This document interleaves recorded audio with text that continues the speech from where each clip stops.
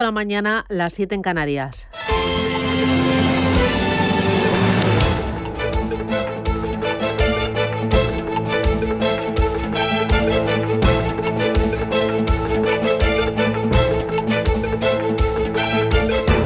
Capital Intereconomía, con Susana Criado.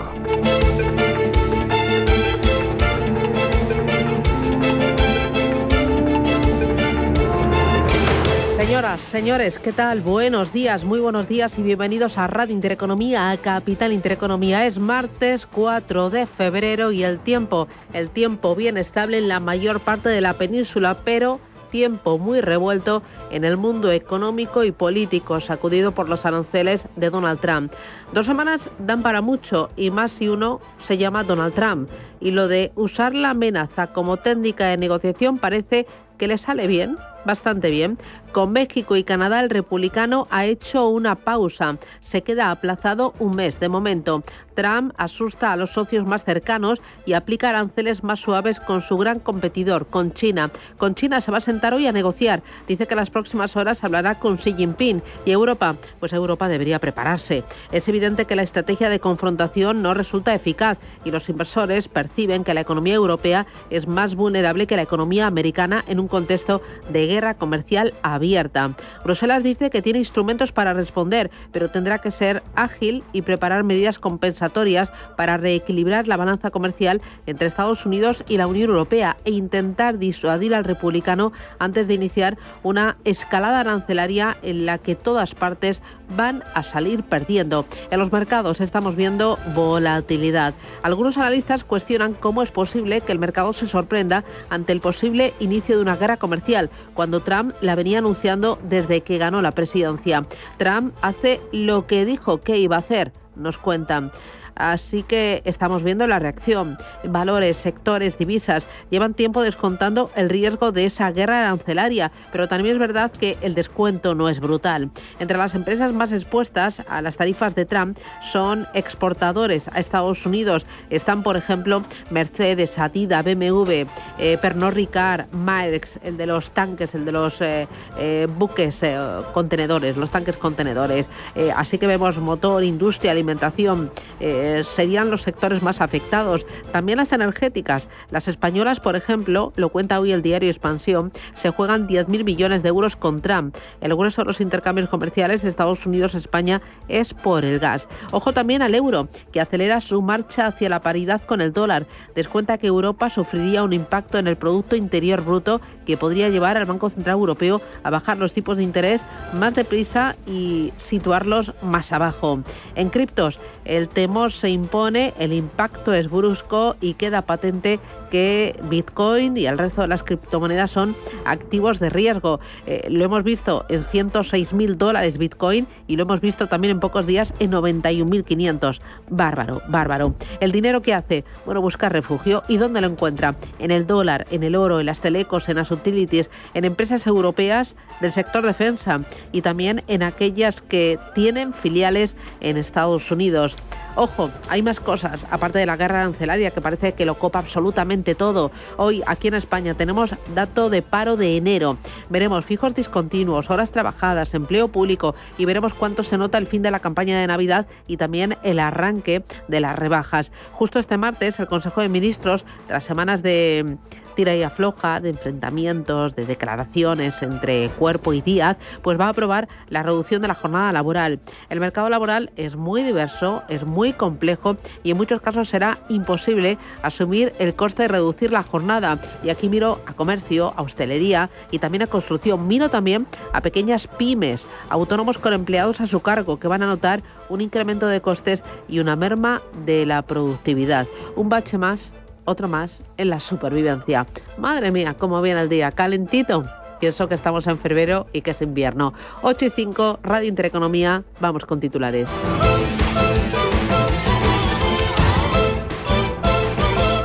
Banco Santander patrocina este espacio.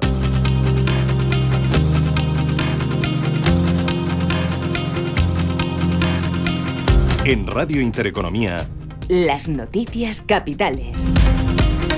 China responde a Donald Trump con aranceles a algunos de sus productos. El Ministerio de Finanzas de China ha anunciado esta madrugada que va a imponer aranceles del 15% a las importaciones de carbón y gas natural licuado de Estados Unidos y aranceles del 10% al petróleo, equipos agrícolas y ciertos automóviles a partir del 10 de febrero. Además, en plena guerra comercial, Pekín ha lanzado una investigación antimonopolio contra el gigante tecnológico estadounidense Google.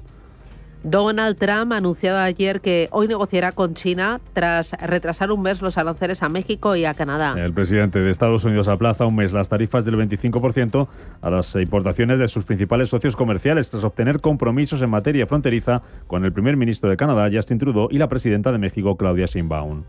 La presidenta Sheinbaum es una mujer que me cae muy bien. Hemos tenido buenas relaciones, pero tenemos que impedir que entre el fentanilo, me guste a alguien o no, y tenemos que detener a los extranjeros ilegales. Y ellos han acordado poner 10.000 soldados permanentemente, como para siempre, 10.000 soldados en su lado de la frontera, y detener la entrada de fentanilo y de extranjeros ilegales en nuestro país. Tienen un gran incentivo para hacerlo. La presidenta mexicana, por su parte, celebraba el logro insólito, decía, de conseguir una pausa en los aranceles de Trump. Finalmente, llegamos al acuerdo que está en el acuerdo que se puso de poder poner más guardias nacionales en la frontera norte para proteger la frontera y evitar el tráfico de drogas y en particular el tráfico de fentanilo de México hacia Estados Unidos.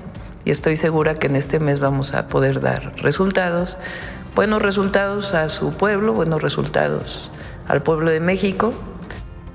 La Unión Europea apuesta por negociar con Trump para evitar una guerra comercial. Aunque algunos líderes europeos, como el canciller alemán Olaf Scholz, prometen una respuesta firme si Estados Unidos impone aranceles sobre Europa.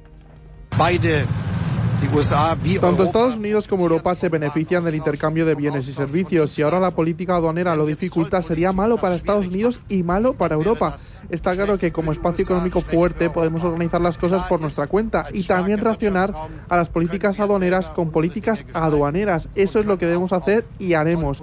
Pero la perspectiva y el objetivo deben ser que procedamos de tal manera que equivalga a una cooperación. En la misma línea, el presidente francés Emmanuel Macron dice que Europa debe hacerse respetar si es atacada comercialmente. Es sencillo, pensamos que la prioridad en esta agenda estratégica y la seguridad de nuestras fronteras, y si nos atacan en cuestiones comerciales, Europa, como potencia que se mantiene firme, tendrá que hacerse respetar y, por tanto, reaccionar.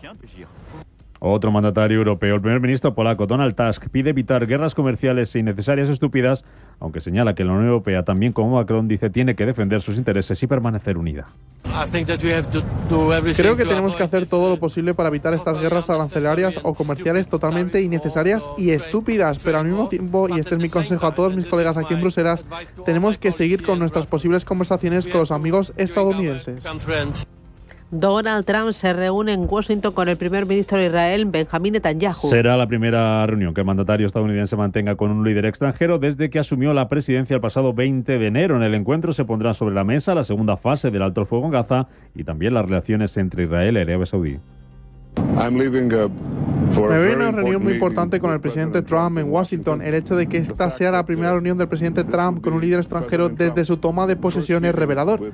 Creo que es un testimonio de la fortaleza de la alianza israelí-estadounidense. También es un testimonio de la fuerza de nuestra amistad personal. Las bolsas siguen con dudas en medio de esta guerra arancelaria. Y todas las caídas registradas ayer están subiendo en Asia esta mañana, aunque se han ido reduciendo después de esos aranceles adicionales a Estados Unidos que anunciaba China. El Hansen de Hong Kong ha llegado a subir más de un 3%, ha reducido las ganancias por debajo del 2% y está subiendo ahora mismo un 2,3%. Subía también al cierre de más de medio punto para el Nikkei de Tokio, los futuros americanos que se mantienen en terreno negativo, aunque ya está plano el futuro del Nasdaq, y los futuros ahora mismo vienen con cierta incertidumbre en Europa. Está bajando un 0,3% el futuro del DAX. El IBEX 35 va a abrir hoy desde los 12.200 puntos tras caer ayer un 1,3%. En el apartado de resultados, Unicaja duplica su beneficio en 2024. Aumentan esas ganancias un 115% 7% hasta los 573 millones de euros y propone además la entidad repartir 344 millones en dividendos. Cuentas también de UBS. Bate previsiones a lograr un beneficio neto de 770 millones de dólares en el cuarto trimestre de 2024. BNP Paribas también supera objetivos en el último trimestre, que aumenta ese beneficio un 15,7%, pero ojo porque recorta estimaciones de cara a 2025. Además, hoy se van a cotizar cuentas de Vodafone, de Diageo, de Amundi y vamos a conocer al cierre las de Ferrari aquí en Europa. En Estados Unidos, turno para Alphabet, para PepsiCo, para Electronic Arts, para Merck, también para Pfizer. Ojo a Palantir, viene subiendo más de un 22% en After Hours tras presentar sus cuentas ayer al cierre.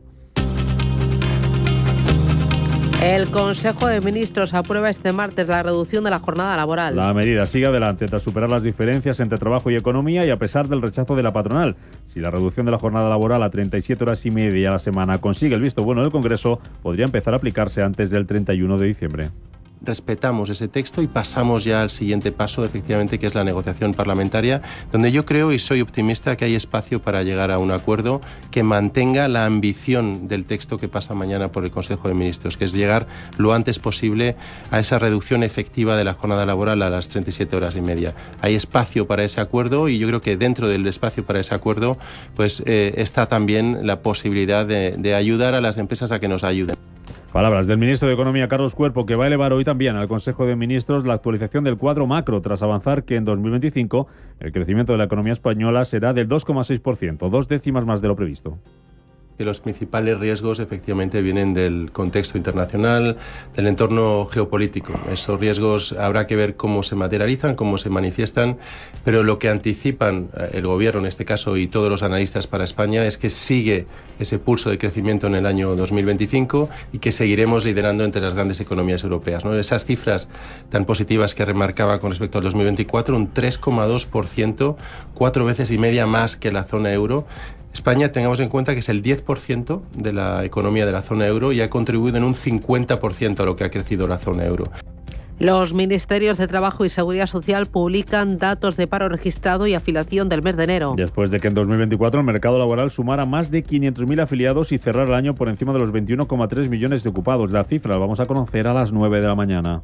La mesa del Congreso abordará hoy la propuesta de Junts para una cuestión de confianza a Pedro Sánchez. Y previsiblemente podría dar el visto bueno a la tramitación de esa proposición para que el jefe del Ejecutivo se someta a una cuestión de confianza tras haber reformulado esa propuesta en el marco del acuerdo entre el Gobierno y el partido de Puigdemont, que va a permitir convalidar las medidas del escudo social. Y en Francia, el primer ministro François Bayrou aprueba presupuestos sin el voto de la Asamblea Nacional.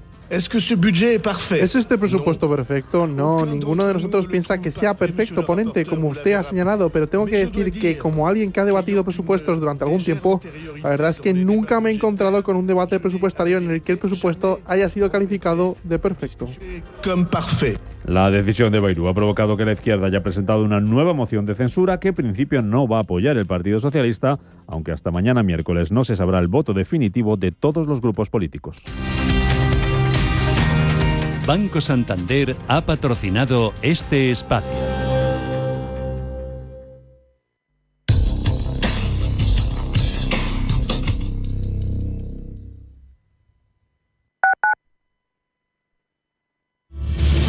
Si eres un family office, un inversor institucional y quieres invertir, Sirena Invest es tu aliado. Sirena Invest es una promotora inmobiliaria con más de 15 años de experiencia en el sector inmobiliario polaco que ofrece invertir en una de las economías más pujantes y rentables del mundo.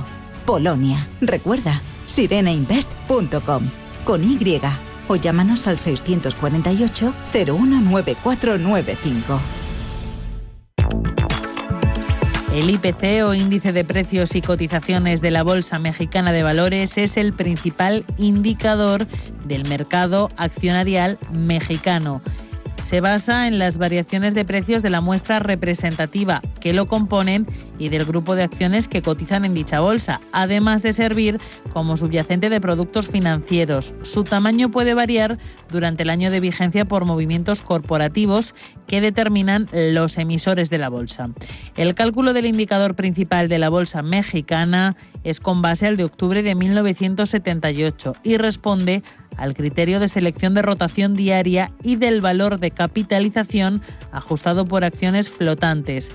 En 2012 se cambió la metodología de selección estableciendo 5 filtros: tiempo mínimo de operación continua, porcentaje de acciones flotantes mínimo, valor de capitalización flotado mínimo, mayor factor de rotación, eligiendo solo 45 emisoras, y finalmente calificación conjunta sobre el valor de rotación, valor de capitalización flotado, media mensual del importe operado en la Bolsa Mexicana de Valores de los últimos 12 meses. De esta manera quedan seleccionadas las 35 empresas que forman parte del IPC. Se revisan cada 6 meses y son sustituidas por otras si no cumplen con esos requisitos de selección.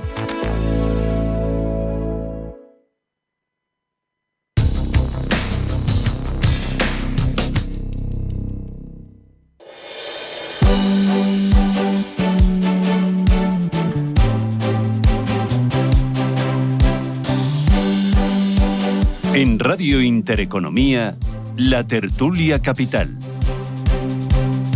Bueno, ¿cómo viene el patio? Sí, ¿cómo está el patio? Bastante revuelto, sobre todo por lo que viene de Estados Unidos, aunque era previsible. Ya lo avisó cuando ganó las elecciones el pasado mes de noviembre. Donald Trump dijo que iba a apoyar su economía, a sus empresas, a sus productos, a los americanos, y entiende que la mejor manera de hacerlo es iniciando una guerra comercial a diestro y siniestro, poniendo aranceles a sus vecinos y también a los más lejanos, a los competidores más lejanos. La verdad es que parece que le está saliendo bien esta negociación. Bueno, vamos a entrar hoy al lío, al tajo, y lo vamos a analizar lo que está pasando, las claves con Ismael García de Santos. Ismael, ¿qué tal? Muy buenos días. Buenos días, Susana, ¿qué tal? Un titular sobre las formas de hacer y de actuar de Trump.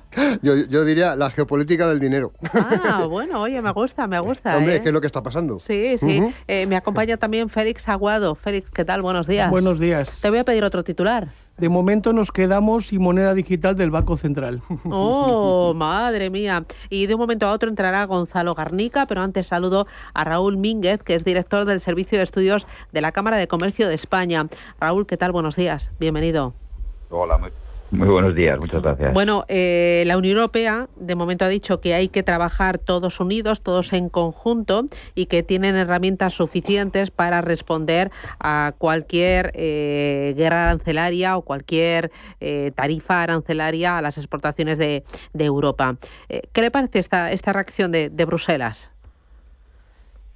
Bueno, es una reacción lógica ante las amenazas que se han ido anunciando durante finales del año pasado, y ahora también los gestos y palabras, ¿no?, de esta nueva administración Trump. La Unión Europea puede ver en riesgo una parte importante de sus intercambios comerciales, y por lo tanto ante modificaciones sustanciales en el marco de que estas relaciones comerciales se llevan a cabo, es lógico también actuar en consecuencia. Entonces, máxime cuando la Unión Europea es un área con un peso específico notable en el comercio internacional, tanto de bienes como de servicios. Es un mercado, además, de varios cientos de millones de personas, y tiene una capacidad y un poder de mercado que ante la economía estadounidense hay que utilizar.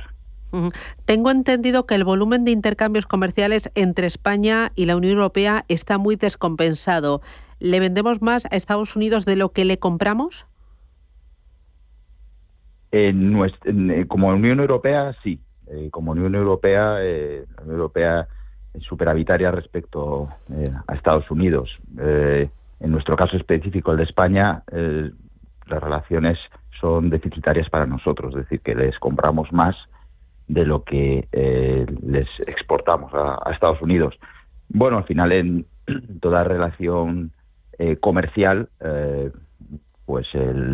hay flujos de exportación y flujos de importación, y la balanza final se decanta de un lado u otro en función de las necesidades, de las capacidades competitivas de los productos, etcétera. No necesariamente el comercio internacional no tiene que dar lugar a un equilibrio, ¿no?, entre las partes. De hecho, pues hay años donde entre los distintos bloques geográficos pues se suceden déficits con superávits. Entonces, pues bueno, es algo que en ese comercio multilateral, en ese libre cambio que se ha ido preconizando durante las últimas décadas, es consustancial a las bases mismas del mismo. Entonces, pues es algo, digamos, reflejo de la competencia internacional. ¿Qué le compramos y qué le vendemos a Estados Unidos? En el caso concreto de España, y que se podría también, en cierto modo, en gran medida, extender a la Unión Europea, se trata de relaciones interindustriales, podemos decir. Es decir, fundamentalmente las relaciones se concentran, en el caso de los bienes, me refiero, por ubicar las exportaciones de la Unión Europea a Estados Unidos son inferiores al 5% del Producto Interior Bruto comunitario, y en nuestro caso, en el de España, son incluso menores, corresponden con el 2,3% del Producto Interior Bruto. Aquí hay tanto bienes como servicios. En el caso de los servicios, de los bienes, que suponen las exportaciones, pues una parte mayor, más de la mitad, el 1,3% en nuestro caso, y en el caso de la Unión Europea, el 3% del PIB. Como decía, fundamentalmente se concentra en lo que se denominan las relaciones intraindustriales. Estamos hablando de bienes de equipo, donde se encuentran pues maquinarias mecánicas, equipamientos para oficina, equipamientos informáticos, material eléctrico, equipos también para oficina, distintos tipos de equipamientos, motores, etcétera, etcétera. Otro grupo es lo que se denomina semimanufacturas, donde hay una parte importante de la industria química, productos farmacéuticos, medicamentos y también materiales de construcción. Y un tercer bloque se refiere a los productos agroalimentarios, de las industrias agroalimentarias, donde en el caso concreto de España hay un peso específico del aceite de oliva, aceites y grasas, frutas, combustibles, bebidas, alimentos elaborados, etcétera, etcétera. Son los que integran este grupo de productos agroalimentarios, y que, como digo, son los que estos tres grandes bloques concentran la mayor parte de las exportaciones comunitarias y españolas al mercado norteamericano. Claro, y también está el gas, ¿no? Es un tema importante. Leía esta mañana que Naturgy, Repsol, Endesa y Iberdrola, que están pues súper atentas, porque las energéticas se juegan hasta 10.000 millones de euros con Trump por el tema del gas. Sí, sobre todo desde la pandemia y los efectos que ha tenido, han determinado que, tanto desde un punto de vista exportador, pero sobre todo del importador, Estados Unidos sea un socio importante para España. Como decía anteriormente, las relaciones comerciales con Estados Unidos, en nuestro caso, en el caso de España, son deficitarias, es decir, que importamos más de lo que les exportamos, y una parte importante de este desequilibrio comercial se debe precisamente al gas. En el caso de las importaciones desde Estados Unidos, pues la Unión Europea importa en torno del 4,3% de su PIB, y nosotros el 2,5% del Producto Interior Bruto. Es decir que, como decía anteriormente, hay un desequilibrio en el caso español y un superávit para la Unión Europea, y detrás de estas cifras el sector energético, y en particular el que tiene que ver con el petróleo y el gas, son los que se pudieran ver más afectados por eventuales cambios sustanciales en la política arancelaria estadounidense. ¿Y usted cree que los aranceles van a llegar a España? La política comercial de la Unión Europea se produce en bloque, es decir, que estamos subsumidos en esa política comercial de la Unión Europea. En caso de que no se produzca una negociación y que dé lugar efectivamente a un incremento de los aranceles, pues en tanto en cuanto se incrementan para toda la Unión Europea, pues nosotros nos podríamos ver afectados. En todo caso, lo que estamos viendo es que la política arancelaria está siendo usada por la administración Trump como una estrategia, podemos decir, de negociación, una suerte de instrumento para conseguir otro tipo de políticas, otro tipo de negociaciones en distintos bloques geográficos, en unos casos vinculado a las políticas migratorias, en otros a las políticas de determinados tipos de productos perjudiciales, ¿no?, para la salud pública, y habrá que ver en el caso de la Unión Europea cuál es el elemento de negociación en el que está interesada la administración Trump. Como con esas negociaciones, como decía, más allá de las amenazas que estamos viviendo, pues serán las que determinen si finalmente se aplican o no, tanto para Europa como para España, los aranceles, ¿no? Claro, y si se aplican finalmente, entiendo que afectará a más sectores. No sé si a usted ya le han llamado o ha tenido conversaciones pues con empresarios del sector del aceite de oliva, del vino, de los aviones, de las conservas, de los licores, ¿no?, que podrían estar ahí en el punto de mira. Claro, hay mucha incógnita acerca de cuáles son los sectores más afectados. En el anterior episodio arancelario, de incremento arancelario, el año 2019, pues se concentró en el sector agroalimentario, en algunos productos específicos, como precisamente el aceite de oliva y otros productos agroalimentarios, como el queso, por ejemplo, algunas producciones muy específicas. También hubo amenazas para el sector, o aranceles para el sector de la automoción y de la industria aeronáutica, que finalmente no se llevaron a la práctica.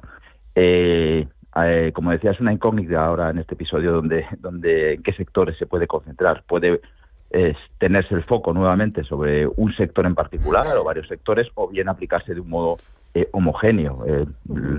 Los anuncios de finales del año pasado abogaban más bien por un incremento arancelario hasta unos niveles, o bien sea del 10 o el 20%, comunes a todos los sectores, en cuyo caso pues habría un efecto, un impacto diverso, ¿no?, diversificado.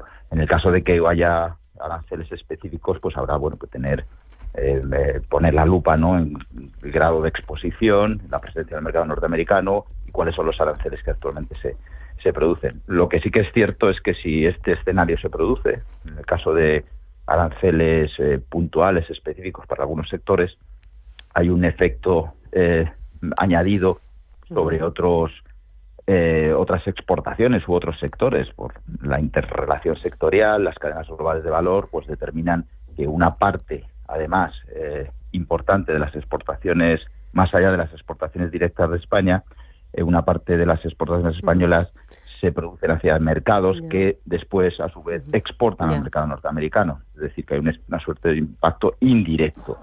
Y además nos estamos concentrando en el comercio de bienes, probablemente de mercancías tangibles, pero hay un importante comercio también exterior de servicios turísticos y no turísticos. Los no turísticos suman incluso más que los turísticos.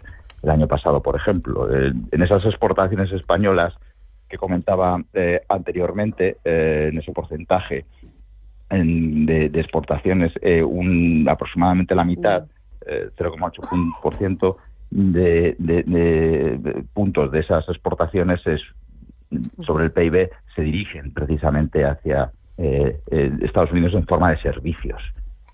Por lo tanto, unos servicios además que se vinculan al comercio de bienes en gran medida, porque son servicios financieros, servicios de logística, de transporte, servicios de reparación, de mantenimiento, de patentes. Es decir, el comercio de bienes incorpora de un modo, digamos, indirecto unos servicios que también, en caso de que el comercio se vea restringido de bienes, pues también se restringiría parcialmente el comercio de servicios de Estados Unidos. Por lo tanto, hay un efecto en cascada indirecto, y además el comercio de bienes que afectaría a diversos sectores. Bueno, iremos viendo y lo iremos contando. Raúl Mínguez, desde la Cámara de Comercio de España. Muchísimas gracias por atendernos y sobre todo por los números y esa fotografía. Que tenga buen día. Muchísimas gracias. Igualmente, un placer. Muchas gracias. Gonzalo Garnica, ¿qué tal? Muy buenos días. ¿Qué tal, Susana? Buenos días. Bueno, tenemos el lío armado, ¿no? Aunque de momento hay un aplazamiento con Canadá y México. Sí, vamos a ver. A mí lo que me asombra es que en esta ocasión esto de los aranceles, que son negociaciones económicas bastante bastante prosaicas, haya adquirido tantísima importancia. Yo creo que es por la personalidad de Trump. En el pasado y siempre ha habido muchísimas negociaciones en el seno de la Organización Mundial del Comercio, bilaterales, que si te pongo aranceles, que si no te los pongo, guerras comerciales, y la gente, pues, por así decirlo, pasaba del tema. En cambio ahora, cuando pone un arancel Trump, es como si lo hubieran mentado a la madre, y hay como una enorme hipersensibilidad. Como decía, esto no son más que negociaciones económicas entre gente que son, digamos, profesionales de la negociación. Y es si yo te pongo el 10, si ahora te bajo al 5, si yo te pongo el 20, y todos acabarán en un acuerdo en el cual lo que quiere Trump es restablecer un poco el equilibrio en su balanza comercial, que está muy deteriorado. Tiene 800.000 millones de dólares de déficit. Bueno, esto es como ir al mercadillo entonces, ¿no? Empieza por el 25 pues y luego ya veo. La verdad es que sí.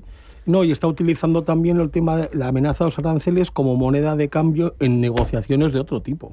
Porque, por ejemplo, el tema que ha salido a la palestra del tráfico de fentanilo en la frontera de México es que realmente está siendo un drama personal en los Estados Unidos, ¿no? Y luego hay una cosa también muy clara, porque esto al final, ahora todavía estamos, digamos, empezando la onda expansiva, pero realmente el gran rival comercial de Estados Unidos es China. Y el problema es que China juega con las cartas marcadas. O sea, el yuan está subsidiado en los mercados, hay un apoyo político de todas las empresas chinas por parte del gobierno chino, etcétera. Entonces, claro, lógicamente, el programa de gobierno de Trump es nacionalista y está defendiendo los intereses de los Estados Unidos. Y simplemente es lo que va a suceder, una negociación, un toma y daca, y al final se llegará a un equilibrio y no creo que llegue la sangre al río. Yo creo que Donald Trump debe de haber leído a Francisco de Quevedo cuando en el siglo XVII dijo que poderoso caballero es don dinero. Él lo que está haciendo es poniendo patas arriba al mundo y aprovechándose de la esencia de la raza humana, que se basa en el dinero y en el miedo. Y eso es lo que está haciendo. Lo que está haciendo, yo al principio decía, geopolítica del dinero, y es lo que está haciendo. Ahora mismo ha suspendido curiosamente los aranceles con México y con Canadá.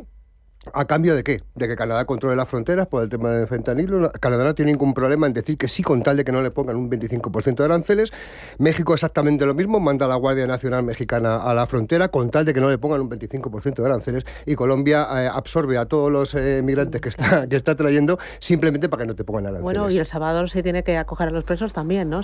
Lo que haga falta. Estamos viendo cómo realmente, yo, para mi gusto, la estrategia de Trump no es estrictamente comercial, porque si fuera comercial, él se empeñaría en hacerlo y lo haría. No, lo está usando eso y el miedo en los mercados. Y estamos viendo cómo China y Europa están empezando a pensar qué es lo que van a hacer. Hoy mismo sabemos que Europa ya está pensando en comprar armas y gas licuado si hace falta, con tal de no tener aranceles. Es muy importante todo esto, ¿eh? Vamos a escuchar a Trump. President Sheinbaum is a woman. I like her very much. We've had good relationships, but we have to stop fentanyl from coming in, whether I like somebody or not, and we have to stop the illegal aliens. Bueno, retrasa Trump esos aranceles a México, a Canadá, los aplaza un mes, de momento veremos. Oye, ¿con China qué es lo que va a pasar, Ismael? Pues con China hemos visto que de momento lo está aplazando todo porque sí es verdad lo que dice Félix, que China juega con las cartas. Bueno, se reúne hoy con Xi Jinping, con China todavía no ha aplazado nada. Sí, pero China tiene una cosa muy importante que todo el mundo debe saber. Hay una política que se llama nearshoring, en la cual China empezó a lanzar empresas de las suyas concretamente a México. El nearshoring consiste en esto, en producir cerca de, para facilitar las transacciones comerciales. Y eso lo tiene claro Donald Trump, y no olvidemos que ahí también está metido Elon Musk. Con todas las empresas tecnológicas. Y eso lo que está haciendo es que al final vamos a ver cómo va a haber acuerdos con China bilaterales y no va a haber ningún tipo de tema salvaje con el tema de los aranceles. Es muy importante esto porque así va a pasar con Europa. Nos vamos a allanar todos en lo que está diciendo Trump y no hay mayor problema. ¿Tú qué crees que va a pasar con China? Pues que se llegará a un entendimiento, sí. Porque una guerra comercial llevada a sus últimas consecuencias y desatada produce una serie de efectos económicos que también tienen efectos políticos, y luego va a tener más para atrás que vive en una democracia que en China, que vive en una dictadura. Entonces, en Estados Unidos su política de aranceles hace crecer la inflación y empobrece a los norteamericanos, pues le irá mal. Si se reduce el comercio mundial, pues el mundo puede entrar en recesión económica, y eso al final el primero que lo va a pagar mucho más que los chinos va a ser los propios norteamericanos, ¿no? Así que yo creo que llegarán a un acuerdo porque no les queda más remedio. También estoy de acuerdo con lo que decían mis compañeros, o sea, la política de Trump no es específicamente económica, financiera o comercial, también tiene ribetes políticos, ¿no? A mí lo que me asombraba es que en los temas específicamente comerciales, como esto de los aranceles, también hay una hipersensibilidad, más que nada porque lo dice Trump en lugar de Biden, ¿no? Entonces esto está pasando con ¿Se le tiene más miedo a Trump que a Biden? Okay. Pues no lo sé, pero la palabra Guantánamo, que yo había dejado de oírla 4 años, los 4 años que ha estado Biden, ahora la vuelvo a oír cuando está Trump. Y digo, bueno, pero Guantánamo no lo cerraron los presidentes demócratas, lo abrió Bush, hijo, a primeros de siglo. A raíz de los atentados del 11 de septiembre. Pero después vino Obama, estuvo 8 años y no cerró Guantánamo. Después ha estado Biden otros 4 años y tampoco ha cerrado Guantánamo. Entonces, la palabra Guantánamo, que es un sitio, un centro de internamiento extraterritorial que tienen los americanos allí en una base cubana, vuelve otra vez a oírse porque está Trump ahora y no está haciendo nada distinto de lo que hizo Biden, que era el que estaba antes, ¿no? Esa hipersensibilidad hacia todo lo que hace Trump o deja hacer es lo que a mí vamos, no me asombra, pero sí me parece muy significativa. Feliz. En muchos sectores China es la fábrica del mundo. Entonces, por ejemplo, en el tema de baterías para los coches eléctricos, prácticamente produce el 90% de las baterías mundiales. Entonces, ¿qué pasa? Que es lo que decía Ismael. Es tan fácil como saltarte los aranceles fabricando dentro de las áreas geográficas correspondientes. Ya estamos viendo cómo hay acuerdos entre las fabricantes europeos de automóviles y fabricantes chinos, porque les sale a cuenta fabricar dentro de Europa y estar mucho más adaptados a lo que es el mercado europeo y además aprovecharse de la I+D+I de los Renault, Stellantis y demás. Claro. Entonces, algo parecido va a pasar con Estados Unidos. Se trata simplemente de buscar un equilibrio comercial, de reequilibrar esa balanza comercial. Y vemos 3 cosas que están muy claras. Una, la manida política anti-inmigración no va a ser tan severa. Lo que quiere Trump es el control, pero va a seguir habiendo inmigración, porque si no se va a cargar el sector de la construcción y agrícola de Estados Unidos. Esto es así de sencillo. Otra consecuencia que estamos viendo, por ejemplo, en Europa, como en las comisiones de seguridad ya empieza a estar el Reino Unido, como esa pareja que se te fue y se ha arrepentido de haberse ido. ¿Quién se acuerda ahora de que Estados Unidos ha abandonado la Organización Mundial de la Salud? O el cambio climático, nadie, ¿no? Nadie se lo va a tener en cuenta. ¿Por qué? Porque interviene el dinero y el miedo. Bueno, y mientras Europa, ayer Bruselas dijo que tenía herramientas y dijo también von der Leyen que va a estudiar flexibilizar las normas de déficit y aumentar el gasto en defensa. Vamos a escuchar a von der Leyen. If we spend billions and billions of taxpayers' money, we need return of investment in form of increased know-how and good jobs here in Europe. As you said, the Commission will present a white paper on the future of European defence by March. And starting with our discussions today with the white paper. Bueno, Bruselas estudia nuevas medidas para aumentar el gasto militar. Ojo, porque España creo que el gasto militar es del 1,2% y ha prometido alcanzar el 2%, pero en 2029, ¿no? 29. O sea, mucha prisa no se va a dar. Y tranquila, el 5. Bueno, y lo de flexibilizar las normas de déficit, ¿cómo lo veis? Bueno, ¿y cómo veis a Europa ante esta guerra comercial? Pues yo lo que vengo diciendo, está clarísimo que Europa, al igual que ha hecho Canadá, al igual que ha hecho México, Colombia, va a hacer China y va a hacer el resto del mundo, va a ser negociar con Teherán y allanarse en sus condiciones con tal de no tener una repercusión económica. Y por cierto, antes escuchábamos a Raúl, la repercusión en España concretamente, si no tenemos en cuenta los valores añadidos de lo que podemos lanzar a Alemania y luego exporta a Alemania, la repercusión en España, si no mete un arancel de 10%, globalmente sería de un 0,1 sobre nuestro PIB. Si es un 20%, es un 0,2. Técnicamente no es mucho, pero sí es verdad que sectorialmente nos puede hacer mucho daño. En cualquier caso, estamos junto con la política de la Unión Europea. Vamos a ver, la balanza comercial de productos entre Estados Unidos y España es deficitaria para España. Más o menos les compramos al año 30.000 millones de euros y les vendemos 20.000 millones, ¿no? Como ha dicho el entrevistado de la Cámara de España, eso se compensa parcialmente porque hay 3,5 millones de turistas norteamericanos que nos visitan todos los años y porque también hay una exportación de servicios no turísticos que deben ser aproximadamente entre 12.000 y 13.000 millones, ¿no? Pero en cualquiera de los casos, Estados Unidos no tiene ninguna justificación de ponerle aranceles a España, solamente tendría sentido en el contexto de que se lo ponga a todos los productos de la Unión Europea, ¿no? O sea, básicamente el intercambio comercial entre la Unión Europea y Estados Unidos es que es Alemania quien le vende y quien produce el déficit de comercial a los americanos, y los demás pues estamos allí. Son sobre todo Alemania y Francia, ¿no? Sí, pero sobre todo Alemania, porque bueno, también es cierto que se lo han ganado, porque los americanos se pirran pues por los coches europeos y los alemanes, les gustan los Porsches, los BMWs, los Mercedes, y verdad, no creo que pase nada porque cite marcas, las cito todas, además también los Audi, Lamborghini es de Audi, o sea, el Lamborghini es alemán también. Claro, y esto de aumentar, o sea, de flexibilizar las normas de déficit, cuando habíamos dicho que volvíamos otra vez al redil y a ser austeros y para gastar. Bueno, sobre el tema más en del gasto en defensa, está claro que se va a acabar la guerra de Ucrania antes o después, por lo civil o por lo militar. También parece que vuelve la paz a Oriente Medio. Eso significa que la industria armamentística de Estados Unidos tiene que vender en algún sitio y ha decidido vender en Europa, lógicamente. De ahí viene lo de subir el gasto en defensa del 3 al 5% y va a ser uno de los peajes que seguramente la Unión Europea va a tener que pasar. Yo lo de el equilibrio presupuestario es que la verdad, me acuerdo de las reglas de Maastricht, del famoso 3% de déficit y el 60% de deuda pública, es que eso está en la historia económica ya. Entonces, Europa lleva con el déficit y con la deuda pública desbocada desde hace muchísimos años y no parece que haya ninguna voluntad política de llevar esto, digamos, de una forma drástica y severa, con lo cual es, pues si quieres todavía ser más laxos de lo que ya se venía haciendo.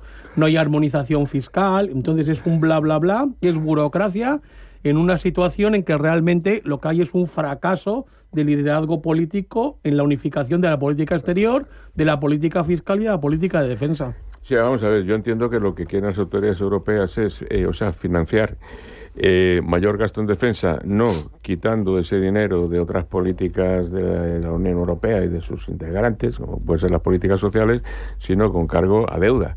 Porque claro, si tú flexibilizas el déficit y tienes más déficit, lo tienes que financiar como emitiendo más deuda. Con lo cual, al final, todo lo que subas en gasto militar lo vas a hacer contra deuda que paguen las generaciones futuras. Ese es el modelo, ¿no? O sea que es digamos, pelota a seguir, no patada a seguir. Con esto del déficit público está claro que podemos decir que son solo unas directrices y nada más. Como estamos viendo también que a pesar de la resiliencia de lo que es la inflación, que no llega hasta en el 2 y mucho menos a bajar del 2, pues tenemos a la vista en marzo probablemente otra bajada de tipos del Banco Central Europeo. Porque claro, se ha demostrado que la economía se está enfriando y con lo que vamos a tener que negociar con Trump, o calentamos la economía o a ver qué hacemos. Entonces todo esto, pues a ver qué consecuencias tiene. Dos cositas más. Hoy vamos a conocer a las 9 de la mañana dato de paro en nuestro país. ¿Qué esperáis? Porque enero viene con temporada de rebajas, ¿no? Hay más contratación, venimos de la época de Navidad, aunque... O sea, no sé yo he perdido totalmente el interés en esa cifra simplemente porque está manipulada, porque es falsa. O sea, hay 815.000 señores que son los fijos discontinuos en situación de cese de actividad que no se han buscado otro trabajo, que aparecen en esa estadística como si estuvieran trabajando por el hecho de que tienen los 12 meses del año tienen contrato, aunque solamente trabajen 3, y bueno, ¿y los otros 9 qué? Entonces, claro, hay que hacer tantas depuraciones de la cifra sobre los de... el paquete más gordo y que no para de crecer es fijos discontinuos en cese de actividad. También están los de los ERTES, aunque ya son residuales, también están los que tienen disponibilidad ilimitada de búsqueda de empleo, los que están en cursos de formación. Entonces hay que depurar tantísimo la cifra cifra oficial, que es que ya, o sea, da un poco de aburrimiento, ¿no? Y dirán, sí, hay 2.500.000 parados, pero luego sumas todos estos que estoy diciendo y resulta que te vas a 3.400.000 o 3.500.000. Eso para una economía que va como un cohete, según dice Sánchez. Yo estoy totalmente de acuerdo con lo que dice Gonzalo y lo hemos hablado muchísimas veces en este foro. El tema de los fijos discontinuos, bueno, si alguien puede vivir con lo que gana en un mes o dos por el resto del año, que venga y nos lo cuente. Esas cifras están trucadas, están tapadas y la verdad es que hay una diferencia entre las cifras oficiales macroeconómicas y lo que se ve en la calle realmente. Bueno. ¿Eso significa que las cifras macro están tapadas? Sin ninguna duda. Además, una cosa muy sencilla para que entiendan nuestros radioyentes. Llevamos hablando, sacando pecho con el tema del crecimiento económico, pero el crecimiento económico es nominal. Ya. Y tenemos la inflación desde el 2020 para acá, como mínimo igual que el crecimiento económico, y en muchos casos muy por encima. O sea, que te lo comes. Con lo cual, en términos reales, no tenemos ningún tipo de crecimiento económico. Eso es lo que hace que se tambalee el tema del empleo. Y por eso hay que inflar las cifras oficiales, porque realmente seguimos teniendo un paro estructural que está como mínimo 5 puntos por encima de la media de la Unión Europea. Y hoy entra en vigor la reducción de la jornada laboral. Carlos Cuerpo, por fin, el TSE tira de afloja con Yolanda Díaz, ha terminado y hoy lo aprobará el Consejo de Ministros. Respetamos ese texto y pasamos ya al siguiente paso, efectivamente, que es la negociación parlamentaria, donde yo creo y soy optimista que hay espacio para llegar a un acuerdo que mantenga la ambición del texto que pasa mañana por el Consejo de Ministros, que es llegar lo antes posible a esa reducción efectiva de la jornada laboral a las 37 horas y media. Hay espacio para ese acuerdo y yo creo que dentro del espacio para ese acuerdo pues está también la posibilidad de ayudar a las empresas a que nos ayuden. Claro, hoy lo aprueba el Consejo de Ministros, hablaba de dejar un plazo de 6 meses para que se transforme el registro en telemático y el problema es que esta nueva norma puede, Garnica, sufrir variaciones en tramitación parlamentaria, ¿no? Bueno, ojalá la sufra, porque es una estupidez y una barbaridad a la cual además no nos va a seguir ningún otro país europeo, porque en ningún otro país europeo hay ministros comunistas en el gobierno y menos en el área laboral, como en España. Entonces, en toda Europa la jornada máxima legal está en 40 horas, excepto por arriba en Alemania, Holanda y Dinamarca e Irlanda, que está en 48, y solamente está por debajo de las 40 horas en Bélgica con 38 y en Francia con 35. Que hay que decir que esto se lo inventaron los franceses, la hija de Delors, Martine Aubry, hace casi un cuarto de siglo, y les ha traído de cabeza a los franceses desde entonces. Luego, en primer lugar, esto es una ocurrencia de una señora que tiene un ideario por el cual considera que los empresarios pueden subir ilimitadamente los salarios y bajar ilimitadamente la jornada de trabajo sin que pase nada, ¿no? Nos hace menos competitivos de cara al exterior, porque evidentemente es un coste añadido que va a encarecer los productos que exportamos. No nos va a seguir nadie en esta tontería en toda Europa. Y por último manifiesta que este señor que acaba de hablar, que es ministro de Economía, no pinta nada, porque parece que se oponía a esto. Parece que ser que el presidente del gobierno le pegó la bronca y le dijo, tú tienes que hacer lo que diga Yolanda Díaz, y esto se lo lleva al Parlamento. Quizá confía, no sé si de manera oculta, en que no se lo voten el PNV o Junts o ninguno de los dos por la presión de los empresarios de esas regiones, y entonces todo esto se queda en agua de borrajas. Pero vamos, ya no lo sé. Tampoco sé si el PP en una de estas cosas que hace va a votar a favor, no creo, o Vox. Pero vamos, si tuviera que reducir a un titular lo que es esta medida, es primero una ocurrencia, es una tontería y va a ser muy lesiva para la productividad en España. La productividad y para las personas, porque está claro que esto es demagogia pura, nada más. Es vender al electorado que voy contra los ricos, contra tal, y los estamos apoyando, cuando quien va a pagar el pato son precisamente las personas que más necesitan ser ayudadas. Y luego el tejido empresarial español es autónomos y pymes. Que nadie se piense que por reducir 2 horas la jornada semanal o 2 horas y media se va a multiplicar la creación de empleo. Los empresarios currarán un poquito más y Santas Pascuas, y se multiplicará a lo mejor el pago de horas extras en determinados sectores, sobre todo del tema industrial. Entonces vamos a ver si tenemos suerte y algún grupo parlamentario tira la medida y en ese momento en que la medida se caiga, seguro que la culpa es del PP, como pasó con las pensiones. Bueno, que os veo en forma. Gonzalo Garnica, Ismael García de Santos, Félix Aguado, salís con las pilas cargadas. Cuidaros y hasta el martes. Cuidadito el Real Madrid esta semana, que tenemos derbi el sábado. Bueno. Ya está ahí, animado por el fútbol. Ay, adiós chicos, Venga, un abrazo, cuidaros.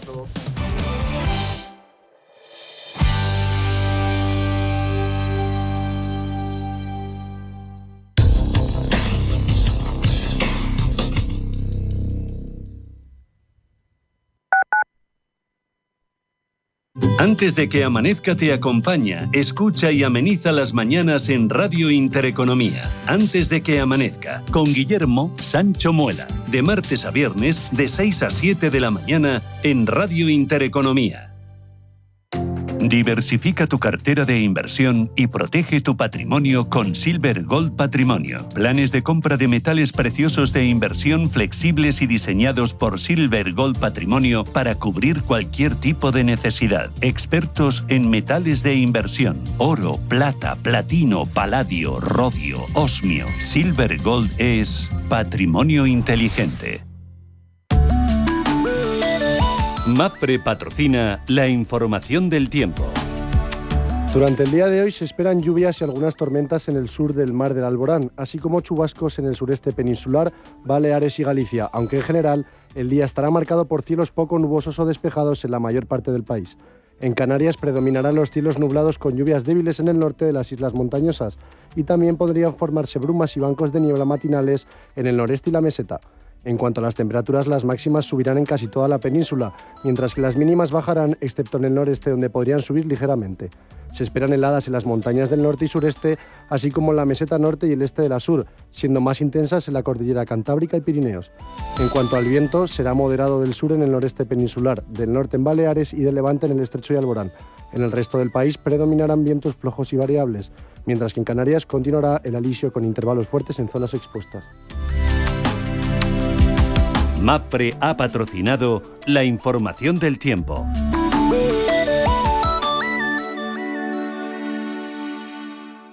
Radio Intereconomía, la radio de los negocios para estar bien informado. Eres lo que escuchas.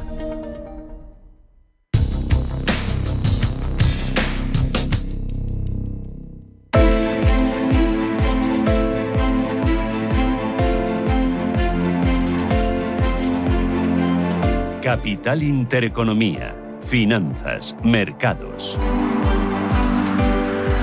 9 minutos, llegamos a las 9 de la mañana. Esto es Radio Intereconomía, es martes 4 de febrero y miramos a los mercados que muestran una alta volatilidad. Ángel Lozano, muy buenos días. Hola, ¿qué tal? Muy buenos días a todos. Los futuros muy planitos, ¿no? Completamente planos. Seguimos muy pendientes de la política comercial. Los aranceles siguen marcando la pauta para los inversores. Esa suspensión temporal del castigo de Trump a Canadá y México de momento no se extiende a China, que ya ha respondido a Estados Unidos con represalias comerciales. Por lo tanto, sigue la tensión en los mercados en una jornada en la que en España vamos a cotizar los resultados de Unicaja, que más que duplicó su beneficio en 2024 hasta 573 millones de euros. También conoceremos en unos minutos las cifras de paro y afiliación a la Seguridad Social del mes de enero. Hoy se celebra una nueva subasta de letras del Estado a 6 y 12 meses. Es la primera de febrero y en Estados Unidos conoceremos datos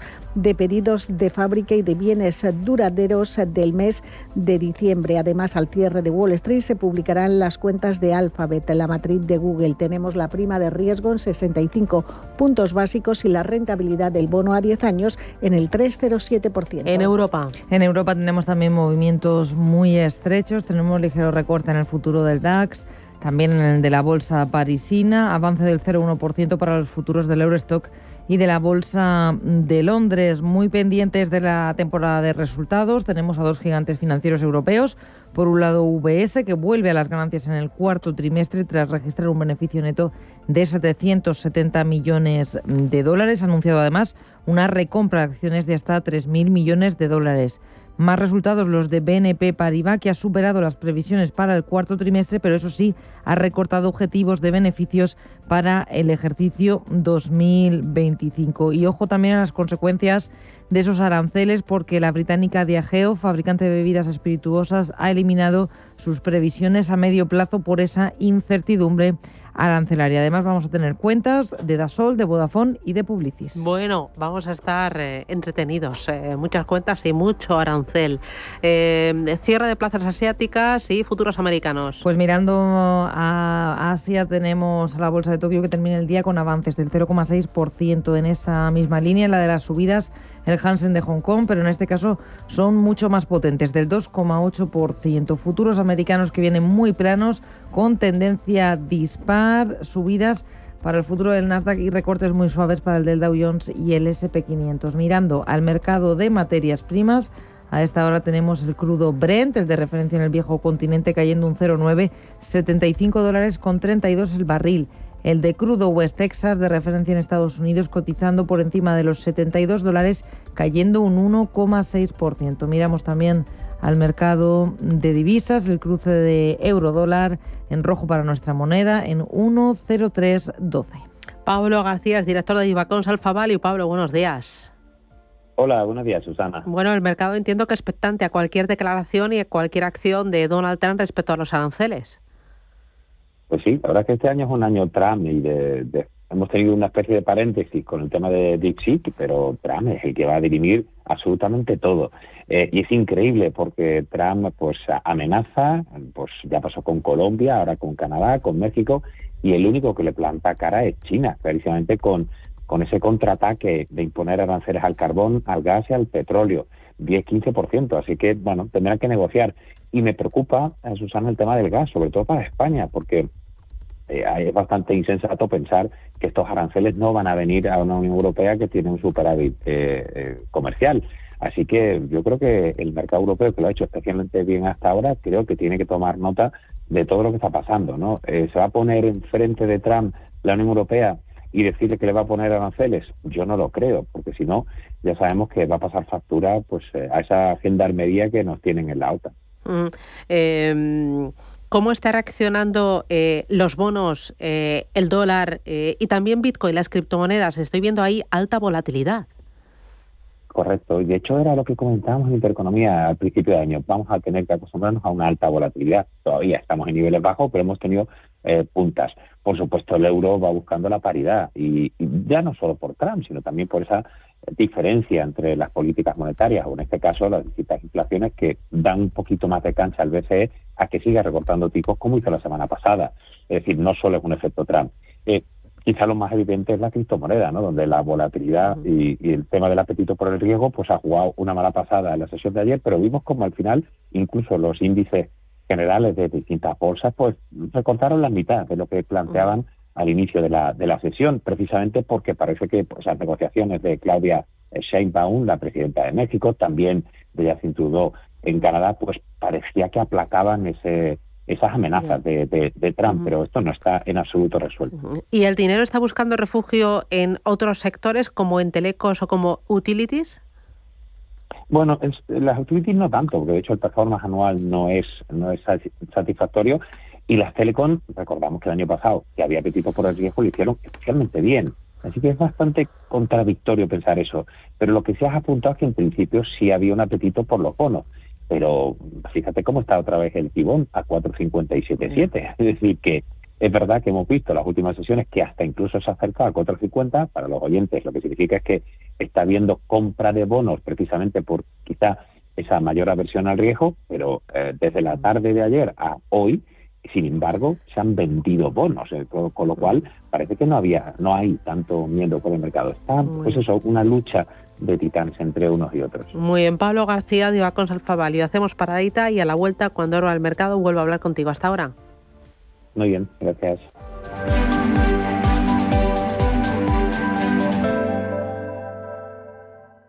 Radio Intereconomía. Eres lo que escuchas.